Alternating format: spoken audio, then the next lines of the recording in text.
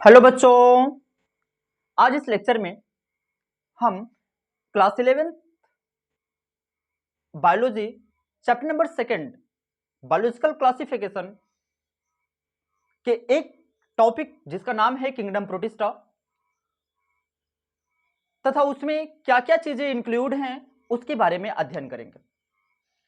तो सबसे पहले जो किंगडम प्रोटिस्टा है, आपको जानना पड़ेगा कि सर आखिरकार किंगडम प्रोटिस्टा क्या होता है।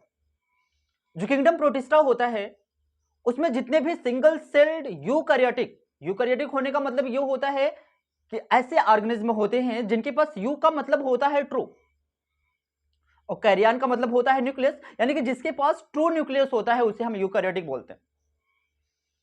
तो प्रोटिस्टा क्या होता है कि जो प्रोटिस्टा होते हैं वे सिंगल सेल्ड होते हैं। सिंगल सेल्ड यूकैरियोटिक जितने भी ऑर्गेनिज्म होते हैं उन्हें किंगडम प्रोटिस्टा के अंतर्गत रखा गया है।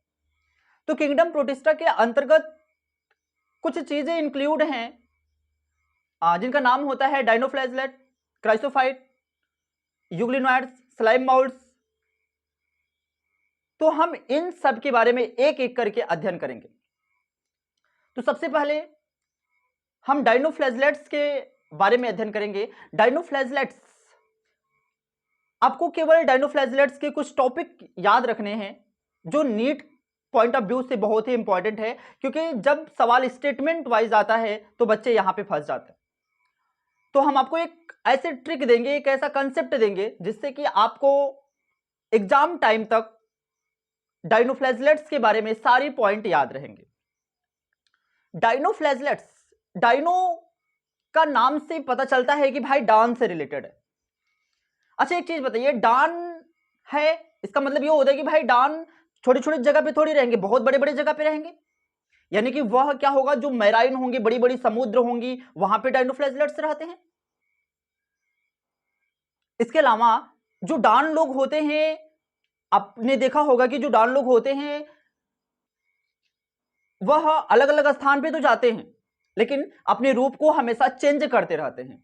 तो कभी वे जो है कि ब्लू हो जाएंगे, कभी जो है ग्रीन हो जाएंगे, कभी जो है कि ब्राउन हो जाएंगे, कभी जो है रेड हो जाएंगे। यानी कि उनके सेलवाल में कुछ ऐसे पिगमेंट्स तो होते हैं जिसकी सहायता से वे अपने रूप को चेंज करते रहते हैं।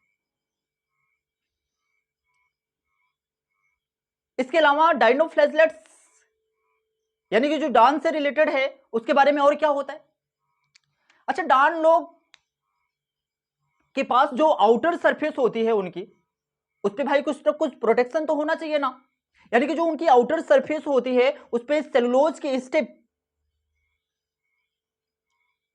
क्या होती है, उनकी प्लेट्स होती है। सलवाल की जो प्लेट्स होती है वह सेलुलोज की बनी होती है जो कि काफी स्टिफ होती है। तो डायनोफ्लैजलेट्स के बारे में इन सारी पॉइंट को डान से रिलेट करके अगर आप समझेंगे तो आपको आसानी से तैयार हो जाएगा। आइए हम दिखाते हैं डायनोफ्लैजलेट्स के बारे में कुछ पॉइंट। फर्स्ट पॉइंट क्या बोलता है कि जो डायनोफ्लैजलेट्स होते हैं वह मोस्टली मैराइन एंड फोटोसिंथेटिक होंगे। अच्छा ये बताओ कि जो डान लोग होते हैं वे अपना भोजन स्वयं बनाएंगे ना। अरे भाई उनको तो वे लोग तो डरेंगे ना कि कोई आके जो है कि गोली ना मार दे। मतलब कि स्वयं अपनी रक्षा के लिए वे अपने भोजन स्वयं बना लेंगे। और कहां रहेंगे, जो मैराइन चीजें होती है यानी बड़ी बड़ी झीलों में रहेंगे हम बोलते हैं। तो फर्स्ट पॉइंट ये लिखा है कि भाई मोस्टली मैराइन एंड फोटोसिंथेटिक होती है। सेकंड चीज क्या लिख रहा है कि भाई जो इसका कलर होता है वह yellow, red, brown, green, blue, या उनमें जो सेलवाल हो जो सेल होती है प्रेजेंट जो उसपे पिगमेंट्स होते हैं उसके आधार पे ये अपने रूप को क्या होते हैं, चेंज करते रहते हैं। थर्ड पॉइंट क्या लिखा है, थर्ड पॉइंट ये लिखा है कि भाई जो उनका सेलवाल होता है वह उसकी जो सेलवाल होती है, जो उसकी आउटर सरफेस होती है वह स्टिफ सेलुलोज की बनी होती है। भाई कोई उस पर अटैक ना कर सके, वे अटैक से रक्षा करने के लिए अपने बॉडी को मेंटेन बनाए रखते हैं। फोर्थ पॉइंट क्या बोलती है कि भाई इनके पास दो फ्लैजला होती है, इनके पास दो फ्लैजला होती है। और फ्लैजला कैसे होगा यार। अच्छा ये बताओ ये लोग लड़ाई कैसे करेंगे। जैसे कि अगर भाई डान है तो डान से मतलब ये होता है कि ऊपर से भी नीचे लड़ाई कर सकते हैं, यानी लॉन्गिट्यूडली भी अटैक कर सकते हैं और ट्रांसवर्सली भी अटैक कर सकते हैं। यानी कि इनके पास दो फ्लैजला होती है भाई, एक लॉन्गिट्यूडली फ्लैजला होती है और एक जो होता है ट्रांसवर्सली फ्लैजला होती है। नेक्स्ट टॉपिक क्या बोलती है कि रेड डायनोफ्लैजलेट्स, और हमारी जो एनसीईआरटी बोलती है कि जो रेड डायनोफ्लैजलेट्स होते हैं उसका गाइनोक्लैक्स एक एग्जाम्पल होता है जो रैपिड मल्टीप्लीकेशन करता है। क्या करता है, रैपिड मल्टीप्लीकेशन करता है, यानी बहुत तेजी की संख्या में अपनी मात्रा को बढ़ाता है।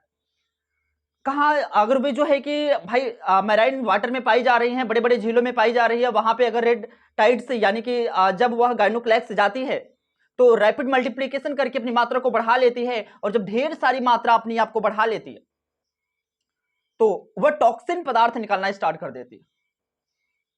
भाई जब टॉक्सिन पदार्थ निकालेगी तो कुछ के लिए तो वह अच्छा होगा, लेकिन बहुत से ऐसे ऑर्गेनिज्म होते हैं जिनकी डेथ हो जाती है, जैसे कि फिशेस।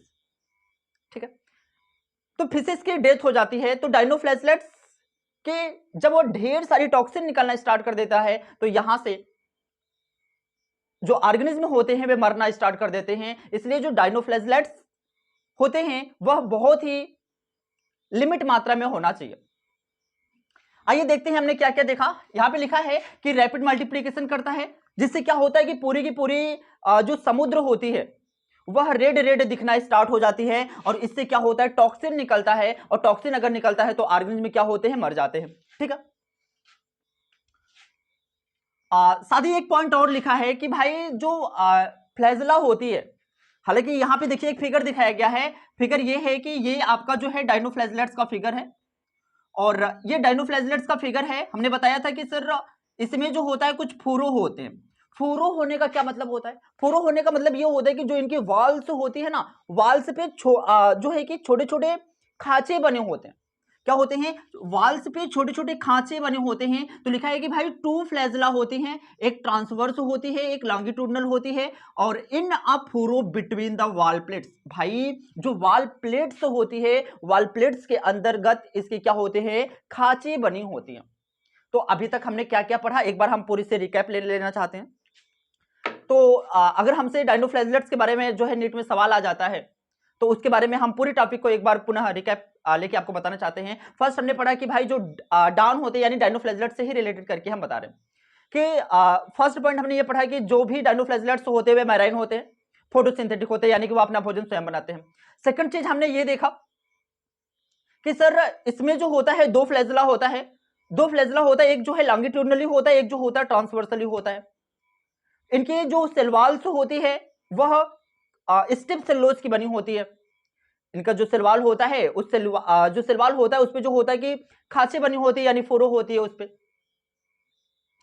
इसके अलावा हमने देखा कि जब ये जो है कि मैराइन वाटर में रह रही हैं, समुद्र में रह रही हैं, वहां पे तेजी से अपनी मात्रा में रैपिड मल्टीप्लिकेशन करके